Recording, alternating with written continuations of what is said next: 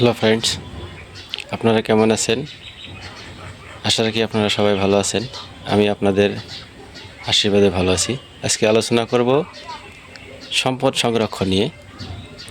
পৃথিবীতে মানুষ বেড়ে আসার সাথে সাথে সম্পদের অত্যাধিক কিসে ব্যবহার হয়েছে, বৃদ্ধি পেয়েছে। যে হারে মানুষ বৃদ্ধি পেয়েছে সেই হারে সম্পদগুলোর ব্যবহার গেছে বৃদ্ধি পেয়েছে।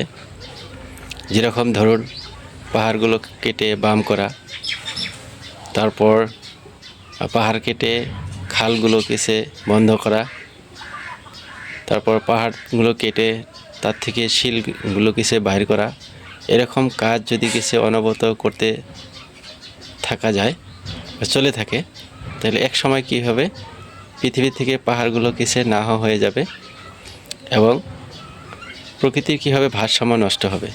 শুধু এইটুকুই নয়, আরও ধরেন যেরকম বন্যপ্রাণী মারা, বিভিন্ন ধরনের পাখিগুলো কেসে মারা, এইভাবে যদি চলতে থাকে তাহলে দেখা যাবে এক সময় প্রকৃতির কী হয়েছে, ভারসাম্য নষ্ট হয়ে গিয়েছে।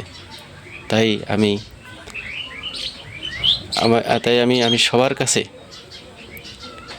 আহ্বান জানাবো যে আপনারা যধমদে প্রকৃতির সম্পদগুলো নষ্ট না করে সেগুলোকে কিছু সংরক্ষণ করা শেখেন।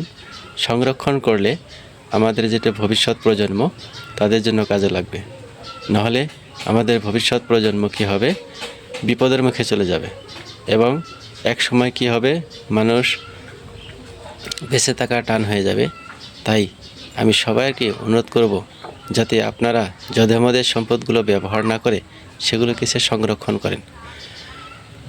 তো এখানেতে আমি কিসে সমাপ্ত করলাম। যদি কিসে ভালো লাগে আমার আলোচনাগুলো, তাহলে আপনারা কমেন্ট করে জানাবেন এবং বেশি বেশি করে কী করবেন, শেয়ার করবেন।